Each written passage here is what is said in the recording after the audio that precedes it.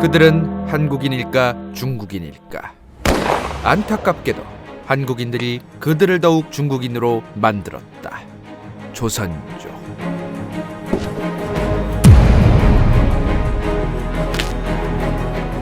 첫 오프닝부터 마음에 안 들어 하실 분도 계실 것 같습니다.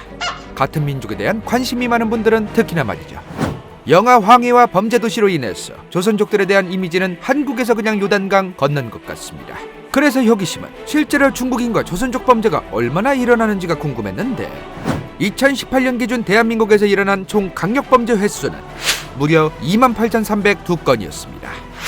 그런데 그중 무려 27,376건이 한국인이었고 불법 체류자를 포함해도 중국인이 일으킨 강력범죄는 351건이었습니다.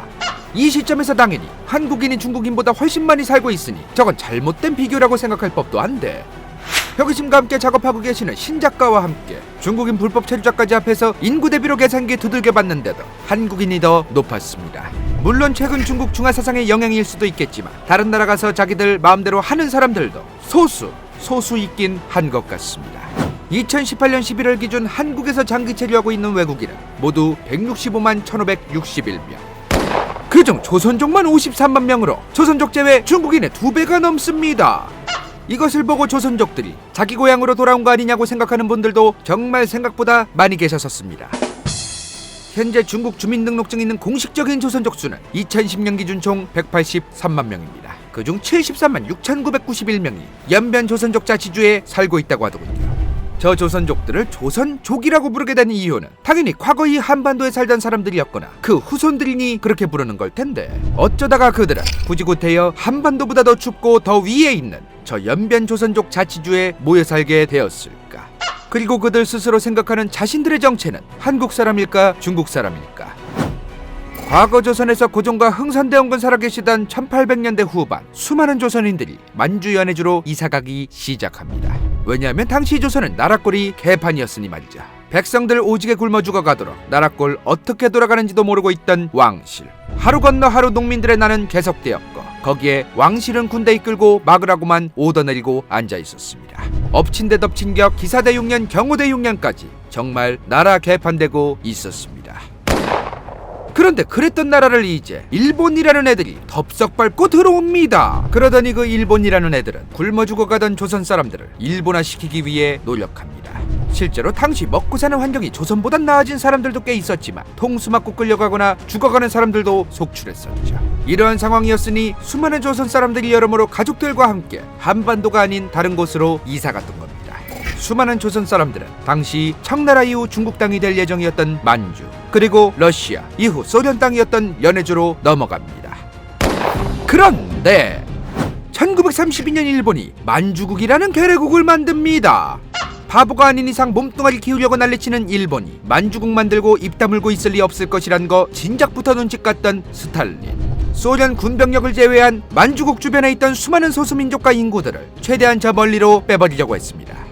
안 그러면 언제 저 만주국이 소련 영토 살던 사람들 지들 병사로 만들거나 스파이로 만들지 모를 일이었으니까 말이죠. 그래서 1937년 8월 스탈린은 연해주 지역에 있던 17만 명의 조선인들을 싹 다 중앙아시아로 강제 이사시키게 됩니다.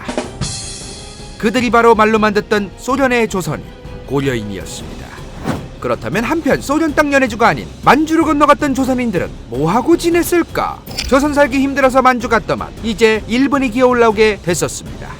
일본은 한반도뿐 아니라 만주로 이사온 조선인들에게까지 니들은 이제 일본인이라며 창씨개명부터 징병까지 강요하기 시작하는데 그들 중 일본인으로 흡수된 민간인들도 있었지만 일본이 아니라 차라리 중국으로 국적 바꾸는 게 낫겠다고 판단한 사람들도 꽤 많았습니다. 왜냐하면 당시 일본군이 조선 한반도를 밟고 올라오면서 수많은 민간인들도 잡아 죽이는 짓거리를 해댔으니 당시 같은 처지였던 중국 대륙, 그 같은 처지였던 중국으로 기여하는 게 낫겠다고 판단했던 겁니다. 게다가 중국 대륙 처먹고 싶어 환장했던 당시 마오쩌둥 1937년 국민당 장제스와 일본을 1+1으로 박살내야 한다고 얘기합니다. 물론 조선족들을 포함한 소수민족들도 같은 인민이며 같은 팀이라면서 소외감 덜 느끼게 했어 자기한테 충성하게 만들면서 말이죠. 그렇게 이후 장제스의 국민당은 대만 섬으로 튀게 되었고 대륙에는 중화인민공화국이 들어서게 됩니다. 별의별 구식이야 붙이기 마련이긴 한데 마오쩌둥은 자치주 중 처음으로 연변조선족 자치주를 세워줍니다. 당시 우릴자동 평화가 우리에게 자치주를 가장 먼저 줬다는 것은 당시 조선인들, 현재 조선족들에게 넘나 큰 의미였습니다. 조선말 굶어 죽을 것 같아서 중국으로 건너왔어 대부분 노예 취급받거나 빈민으로 살아가던 조선인들, 한족도 아니었는데 중국 국민으로 인정받으면서 중국이 당시 갈아엎은 토지개혁에 따라 생전 보도 듣도 못했던 자기 땅들을 분배받게 되었으니 말이죠. 평생 자기 땅 자기 집 한 번 없던 사람이 갑자기 자기 땅 자기 집 얻게 되면 어떤 기분일지 다들 아실 겁니다. 그러니 짜둥짱 중국 공산당에 호감이 갈 수밖에 없었던 겁니다.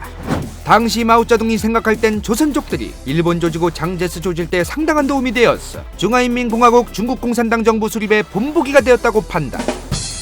물론 한족에 비교할 건 아니지만 다른 소수민족 개박살내던 것과는 달리 조선족들에게는 여러 권리들을 보장해줍니다.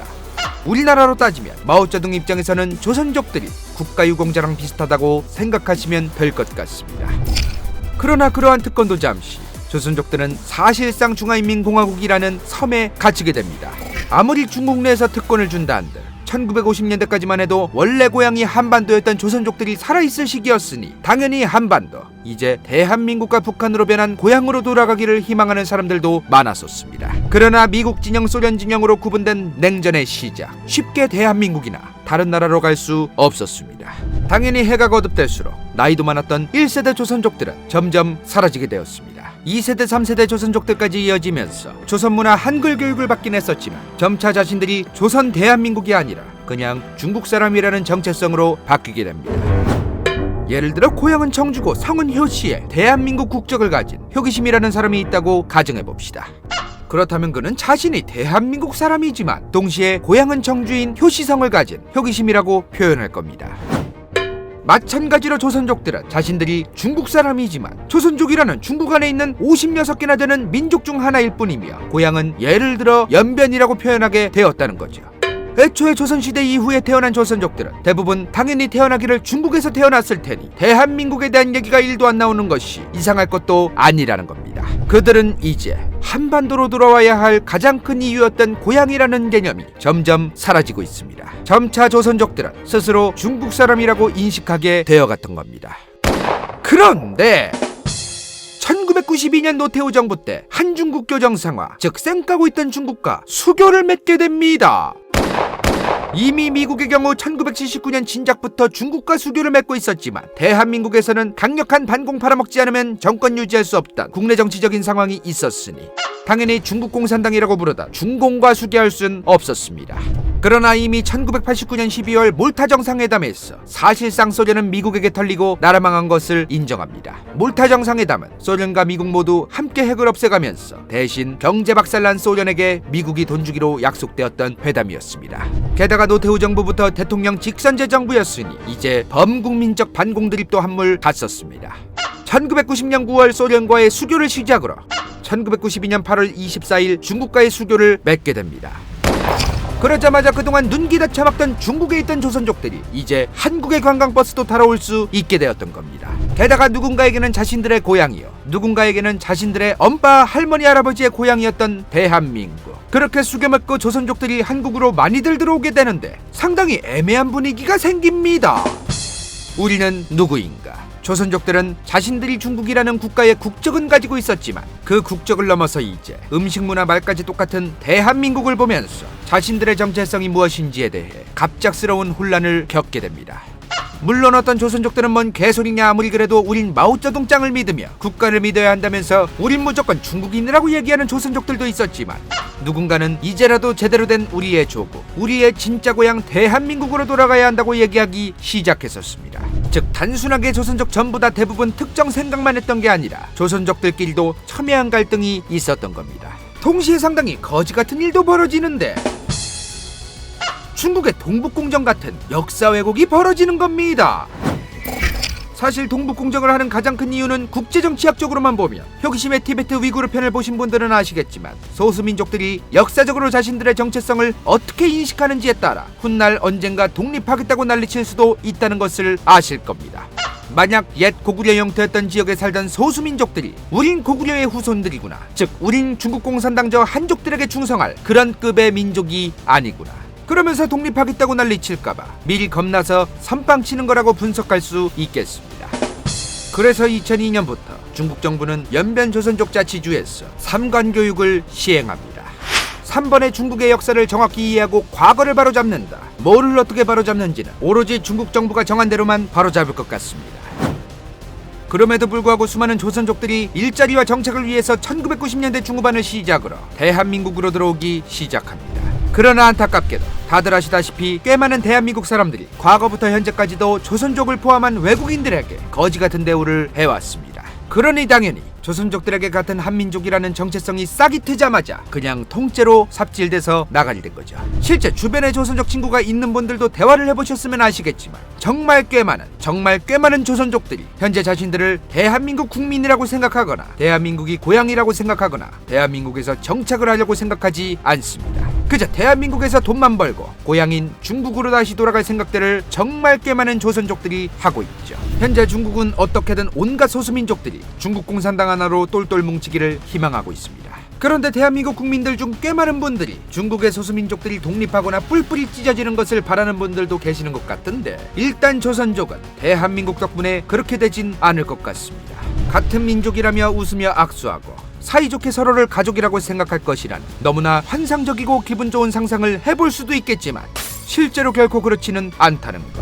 세상을 단순한 민족주의로만 보면 뒤통수 맞은 느낌을 받아 스스로 셀프 상처를 받거나 아니면 상처받기 싫어서 어떻게든 어거지로 끼워 맞추려고 하는 자신을 보게 될지도 모릅니다. 지금까지 우리는 중국몽과 중국의 국내 문제에 대해 살펴봤습니다. 왜 살펴봤는가? 중국이 미국을 이길 수나 있을까에 대해 우리가 생각해보기 위해 살펴봤던 거죠.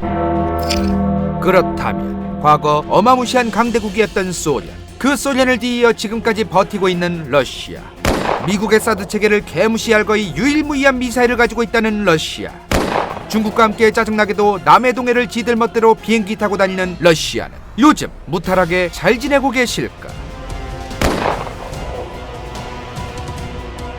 볼만했다면 좋아요와 구독, 재미없었다면 싫어요를 눌러주십시오.